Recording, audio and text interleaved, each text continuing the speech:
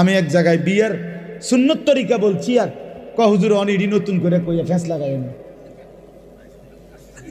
রাসূলুল্লাহ সাল্লাল্লাহু আলাইহি সাল্লামের সুন্নত বিবাহ কিভাবে হবে এটা আমি বলাতে বললো যে এটা ফ্যাঁস লাগাইন না, কথা কইেন না, যেমনে চলছে এমনি চলতে দেন। যে বেটা বলছে বেটার এখানে টাই পরা, স্যুট পরা, পরে আমি বললাম আঙ্কেল অবশ্যই আমি ফ্যাঁস লাগানো ঠিক হবে না, এই জন্য আমি দয়া করে বিয়েটা পড়াইলাম না, আমনে মেহরবানি করে বিয়েটা পড়ান। বাবুরে আমি দুগা ভাত খেতে মাইছি, ভাত আল্লাহর রহমতে খাইছি, খানা শেষ হয়ে গেছে, আমি যাই। এইবার হুজুর আমরা কি আর ইডি ফারি? তা আমি এতক্ষণ পণ্ডিতি করলেন কেন বেটা ফাজিল? কথা বলেন, আমনে আমনে না কইলেন, আমনে আমি আমারটা কইলে ফ্যাঁস লাগবো সমাজে, তো আমনেরটা করে আমনে বিয়ে পড়ো, আমার সমস্যা, আমি তো ভাত খাইছি, দইও খাইয়া লাইছি, আমার বুঝ হইয়া গেছে।